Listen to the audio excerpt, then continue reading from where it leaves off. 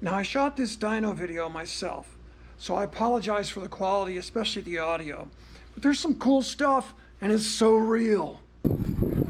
Dyno day, I'm all excited. The Happy Moose is coming out of the Fiox Motorsports shop. Esteemed car builder Frank Resinetti taking the move to find out, is Randy crazy? Is this thing really down on power? Or is it handling so well? I can't tell. It just makes it feel like it doesn't have power. We'll find out. Meet Cameron. He's the apprentice assistant part-time helper guy. We're sticking it on the trailer. We're heading down the Atlanta highway, looking for a dynomometer, looking for a dynomometer. We're gonna dyno the Flying Moose because I don't think it's running right. We want to find out what's really going on with the power. I don't feel like it's making the real power it ought to make. Not that it ever made all that much. Last time we were on, it was about 178 wheel horsepower at a pretty reasonable boost of about 8 pounds. And by reasonable, I mean the car will live pretty much forever at that kind of boost level. But we've gotten greedy, and now the thing's making, well, it's got the new suspension, a little bit of help from Kaplenki Racing. Yeah, it's hard to spell. And we want more power, doesn't everybody? Not only that, I just want the thing to run right, because I'm afraid we're gonna hurt it. And I don't want to hurt the engine. It's expensive, it's too much work. The last thing you want from a turbo is for it to get too lean. And we have an AFR, an air-fuel ratio gauge in the car, and it says it's really rich, about a 10, which is as rich as it's ever been. 10 to 1, I guess, is the air-fuel ratio. Stoichiometric, or like normal cruise in your street car, is 14 or 15 to 1. So that's a lot of fuel going in there. But the spark plugs don't look like it. They're white. And that makes me nervous, and I do not want to hurt this engine. It's been rebuilt. It's got a nice tight seal. Greg Cochran, your favorite mechanic, long-time, lifelong Volvo mechanic, rebuilt the engine for us, and it's been great. So we're heading to a place called Dyno Proven in Lawrenceville. I've had the Moose on their dyno before. So we're going down, we're going to see what we got. Cross your fingers, people. I'm kind of excited. I love dynos. They give you the real story. No BS. No, it feels like this, it feels like that. You get a hard number. This is your power. This is your torque.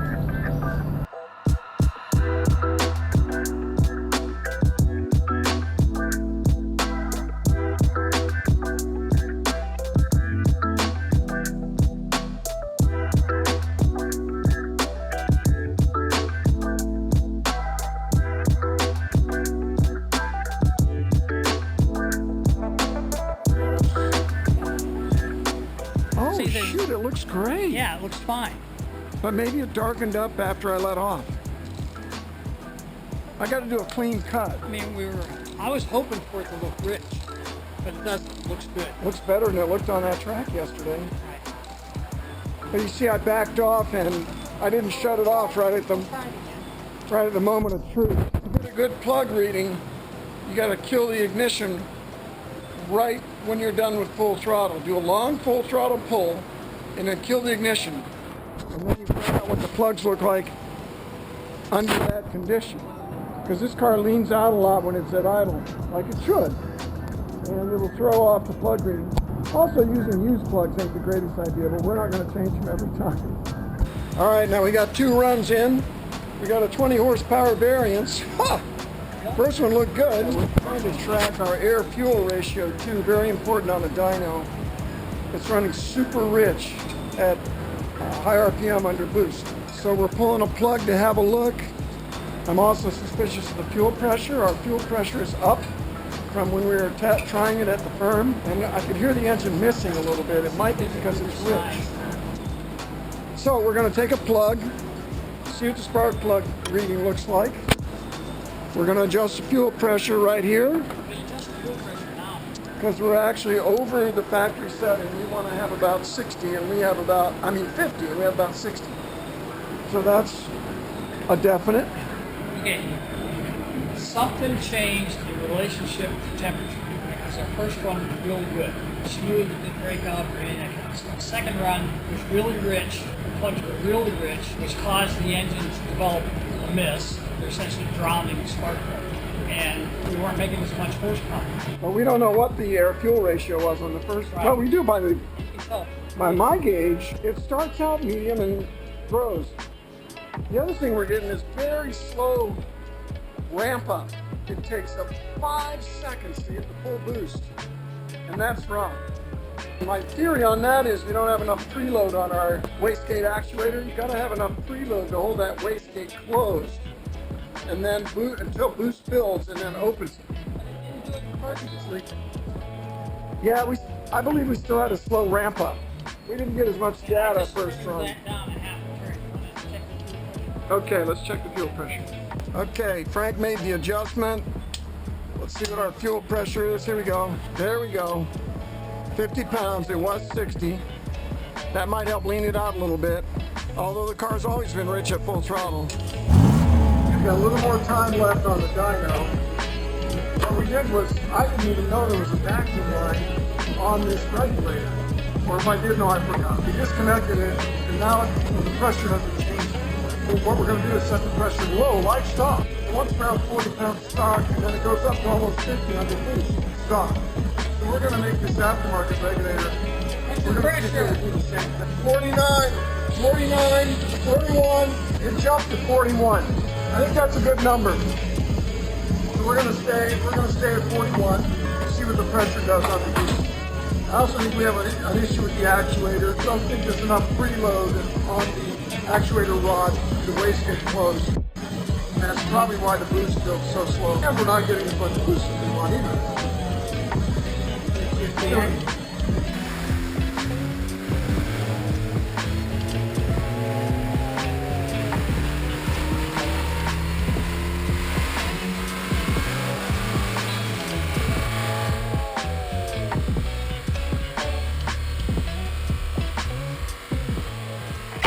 Hey everybody, it's a couple days later. We got the Moose back in Frank Rossetti's shop, Fiox Motorsports.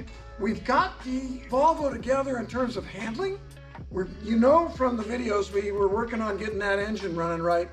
We figured out the fuel pressure was a big issue, but the turbo we haven't got solved yet, and this is the next step right in my hand. This is called a turbo wastegate actuator. This is the old one, and our new ones, they're not from Volvo. They're not made for this car.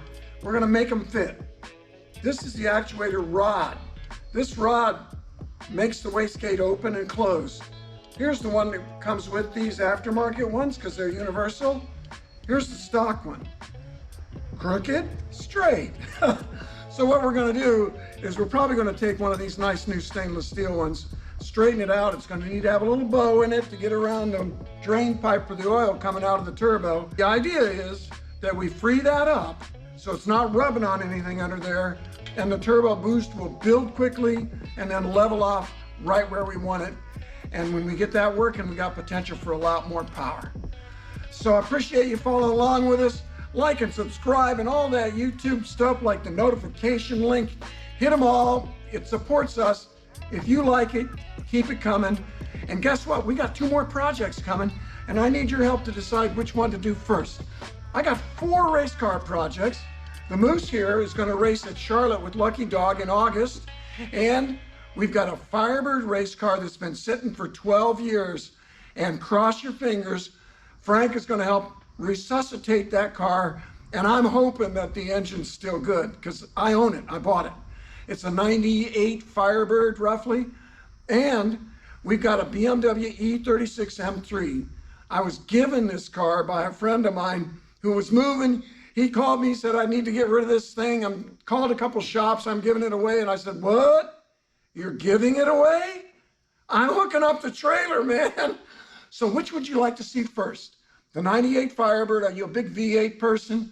Or the E36 M3, are you one of those Euro types? Give us some comments below, let us know. We'll do what you want next.